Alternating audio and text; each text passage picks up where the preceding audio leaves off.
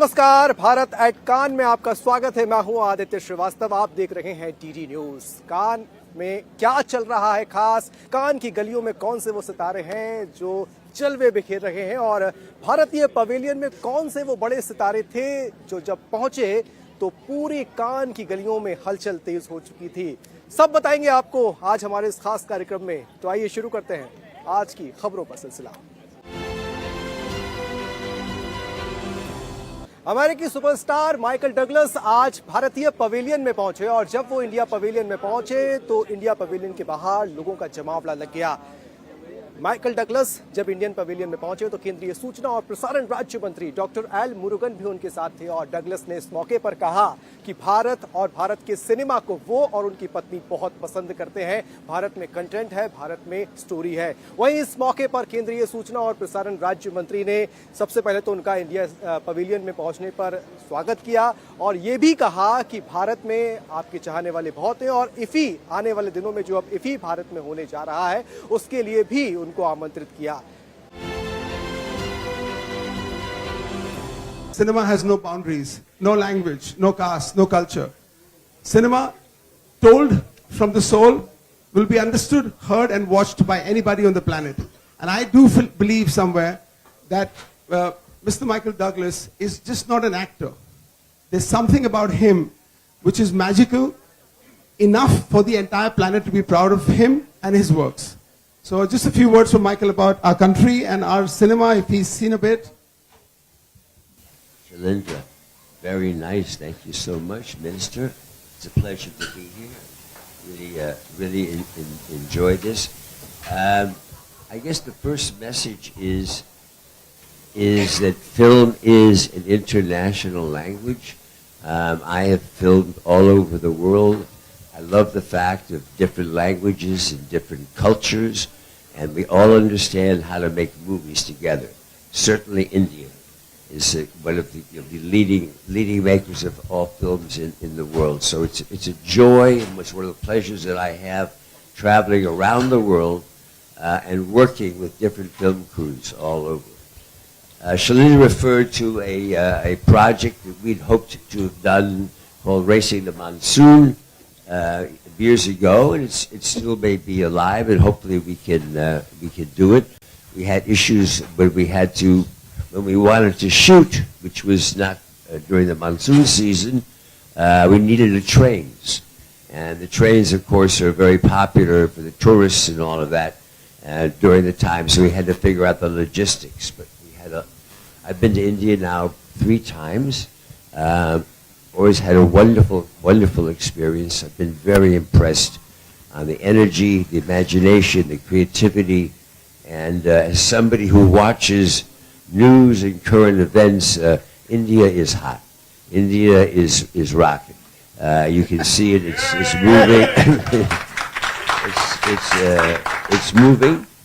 And so we're actually, my wife, who is going to be sad that she is not here because she loves India.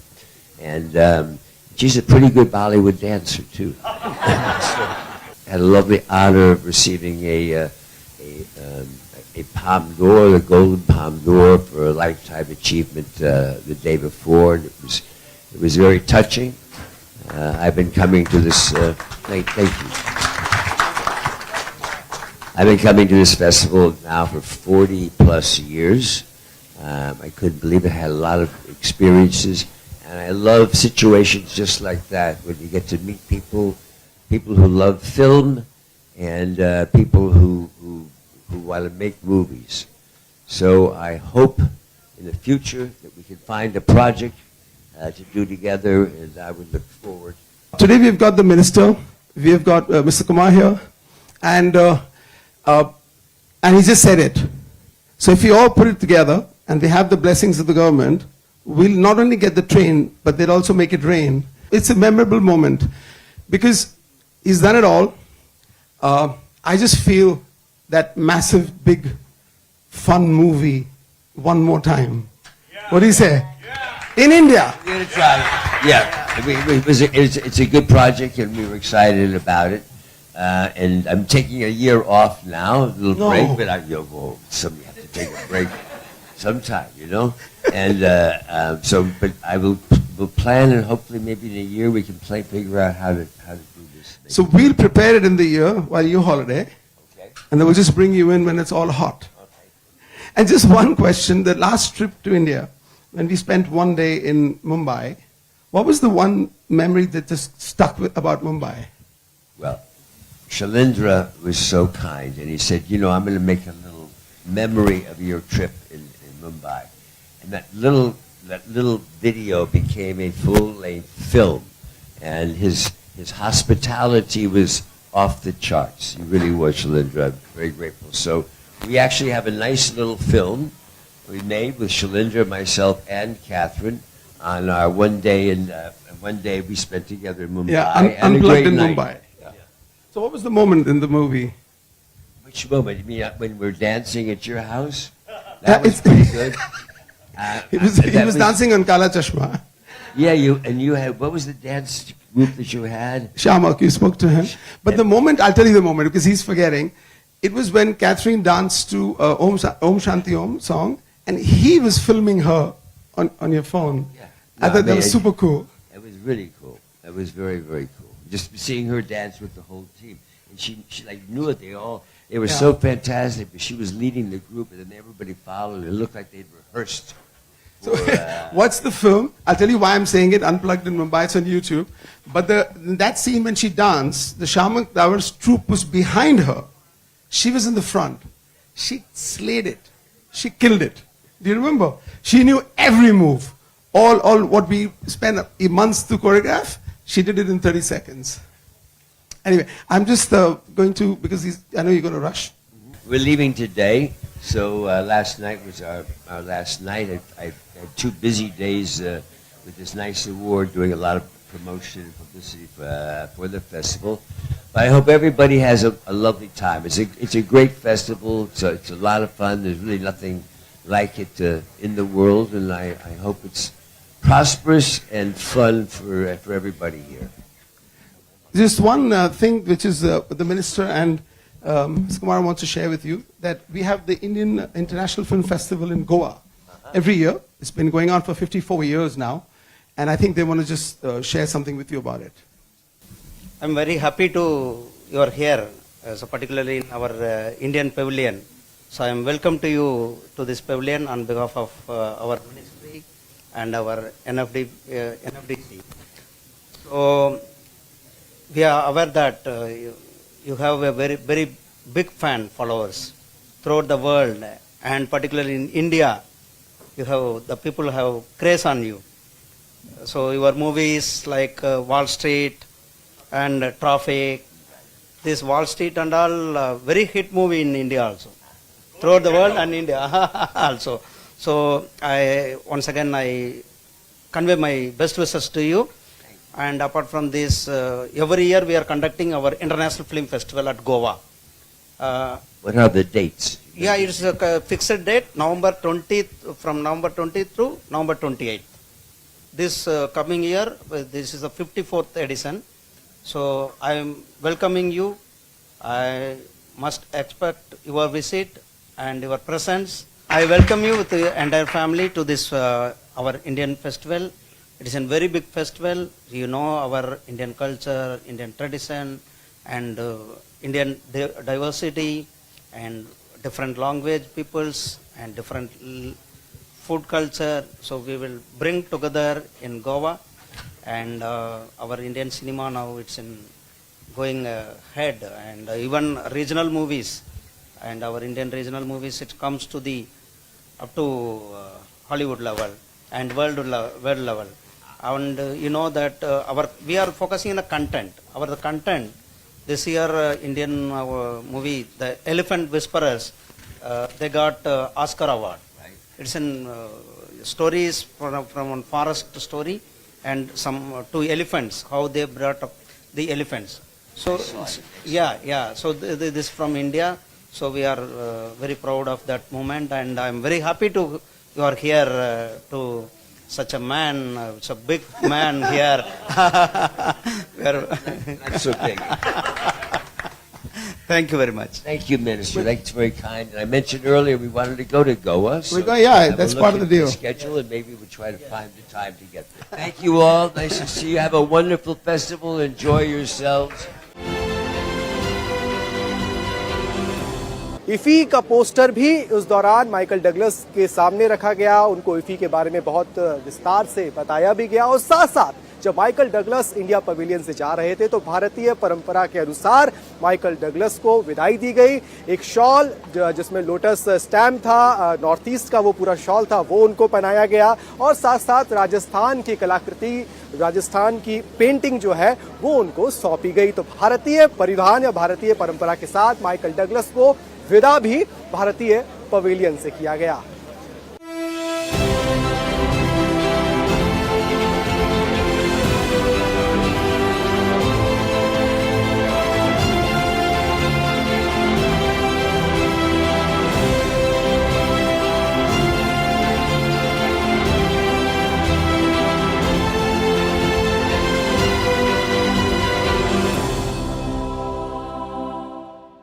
France के कान में इस वक्त हम मौजूद हैं और फ्रांस में भारत के राजदूत जावेद अशरफ से हमने बातचीत की है। जावेद अशरफ का कहना है कि भारतीय फिल्म इंडस्ट्री में जो कलाकार काम कर रहे हैं, चाहे वो तकनीक के क्षेत्र की बात की जाए, चाहे वो कला के क्षेत्र की बात की जाए, वो टैलेंट भारत का आज दुनिया भर में अपना लोहा मनवा रहा है और यही कारण है कि भारत में आज कंटेंट हब के तौर पर पूरी दुनिया भर में स्थापित हो रहा है। उन्होंने जाते जाते ये भी कहा, we are the best and we will be the best।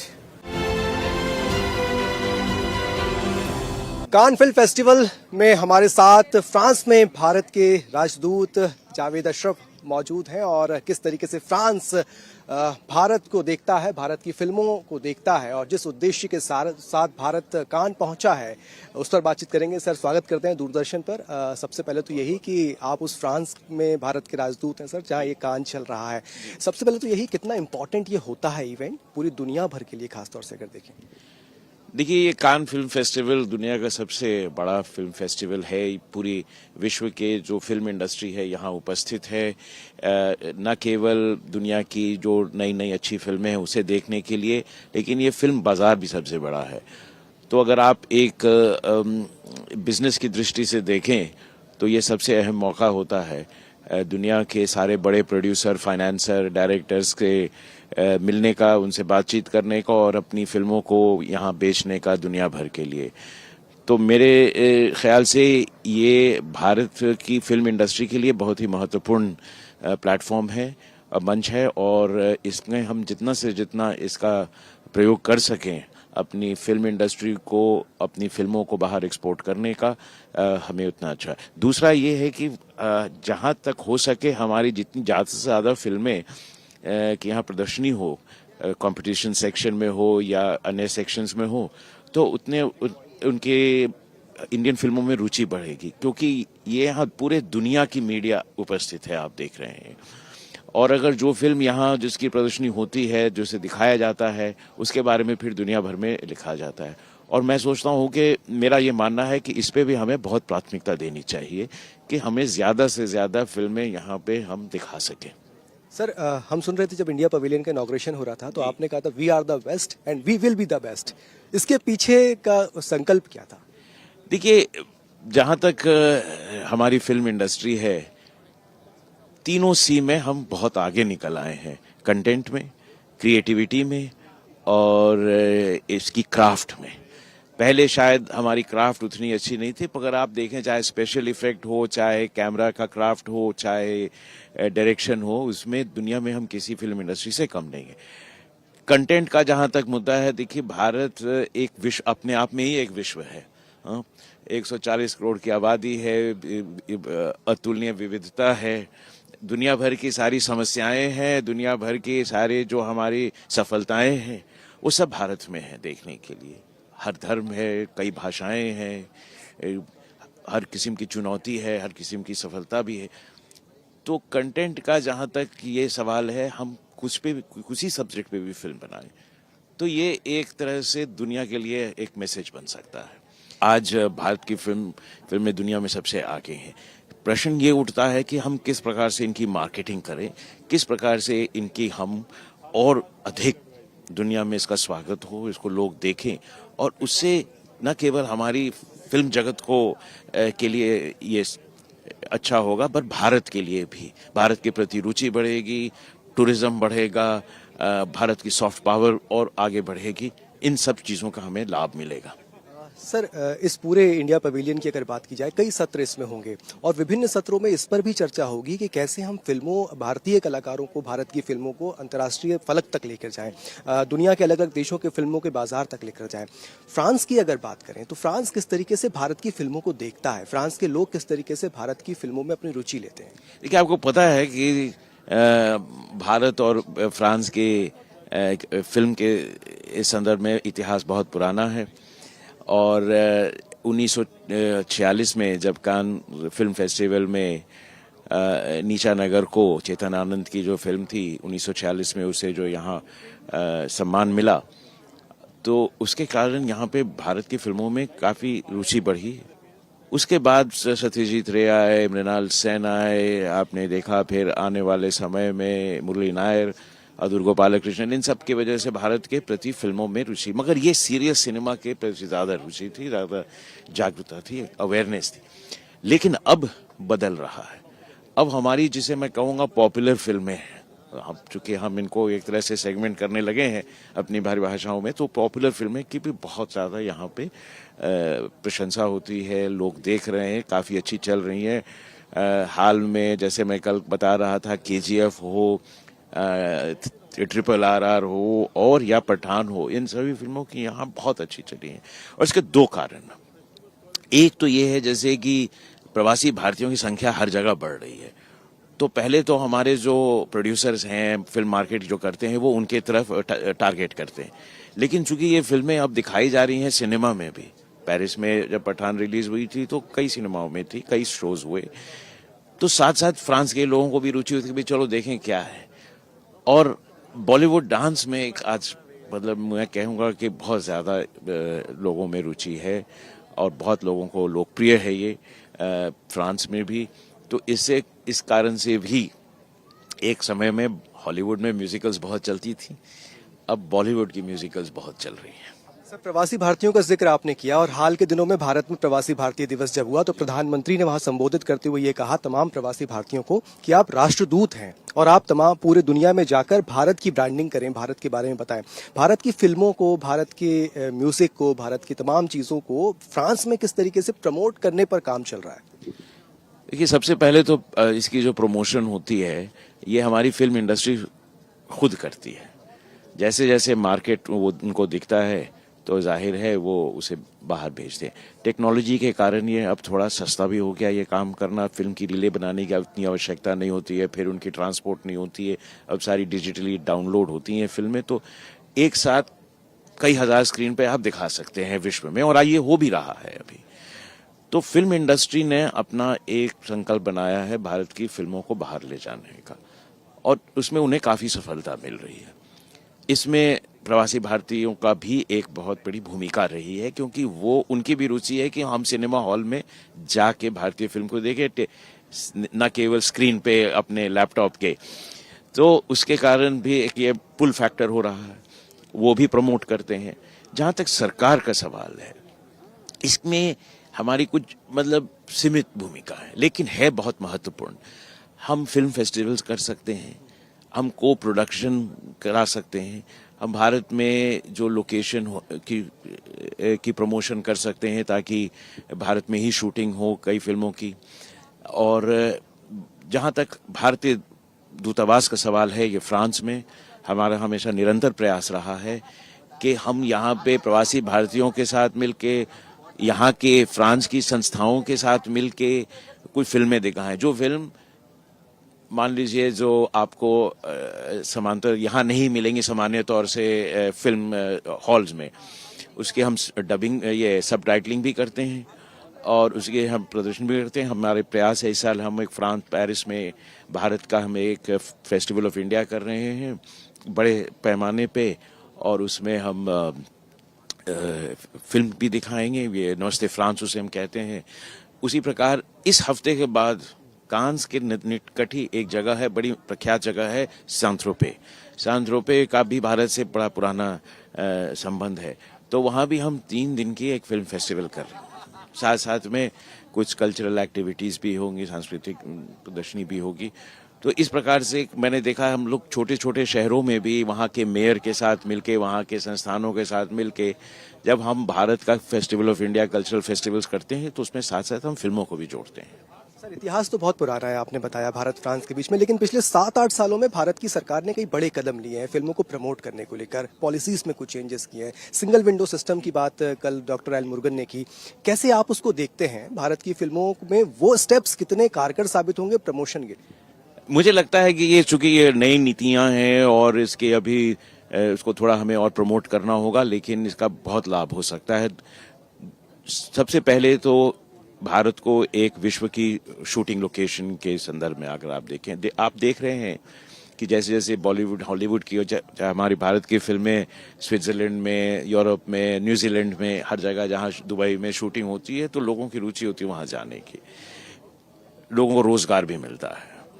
तो भारत को कि मैं कहूँगा सरकार की बड़ी प्रशंसनीय नीति है कि हम प्रोत्साहित करें, लोगों को इंसेंटिव्स दें कि वो भारत में आके शूटिंग करें। हमारे पास ऐसा कोई लोकेशन है दुनिया में है जो हम भारत में ना हो, और हर तरह की फिल्मों के लिए ये लोकेशन हो सकता है, न केवल जिसमें आप सिर्फ एक इंडिया का को दिखा रहे हैं, उसके एक बैकड्रॉप के तौर पे पहाड़ हैं, जंगल हैं, नदियां हैं, शहरें हैं, पुरानी इमारतें हैं, दुनिया की हर चीज़ है भारत में, रेगिस्तान भी है, और तो आप हर तरह की फिल्मों की शूटिंग कर सकते हैं।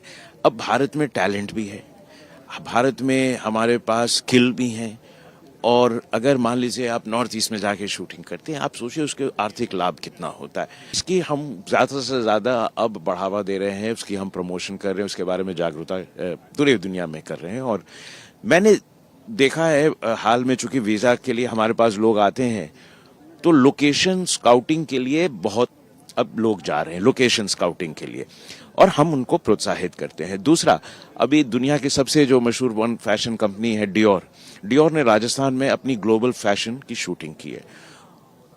200 लोग गए थे मॉडल्स के साथ ये शूटिंग करने के लिए। तो आप सोचिए कि जब ये इनकी सारी एडवर्टीजमेंट दुनिया में चलेगी, डियोर सबसे लग्जरी ब्रांड में बड़ा माना जाता है, तो उसका एक बहुत बड़ा इम्पैक्ट होगा राजस्थान के लिए भी, भारत के लिए भी, और साथ साथ लोगों को लगेगा कि ये शूटिंग लोकेशंस बहुत अच्छी हैं। उसी प्रकार मैंने देखा है कई और लोकेशन के लिए, सिर्फ डॉक्यूमेंट्री के लिए नहीं, फिल्म शूटिंग के लिए भी लोग अब स्काउटिंग के लिए जा रहे हैं। भारत की सिनेमा का भविष्य आप अब आने वाले समय में कहाँ देखते हैं, किस तरीके से देखते हैं? मैंने इनॉग्रेशन के समय में भी कहा, अभी आपसे कहा कि we will be the best, we will be the largest.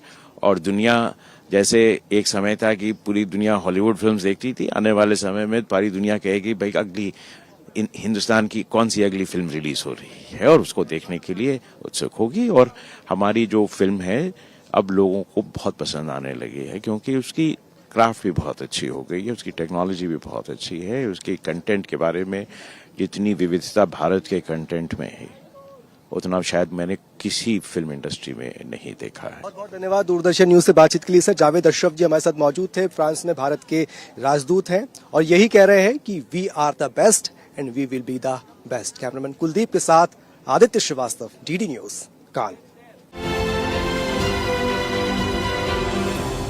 तो भारत एट कान में आज के लिए बस इतना ही। कल फिर हाजिर होंगे कान की गलियों की खबरों को लेकर, और इंडिया पवेलियन में क्या कुछ रहेगा खास, किन मुद्दों पर होगी चर्चा, ये तमाम खबरों को लेकर एक बार फिर हाजिर होंगे आपके सामने।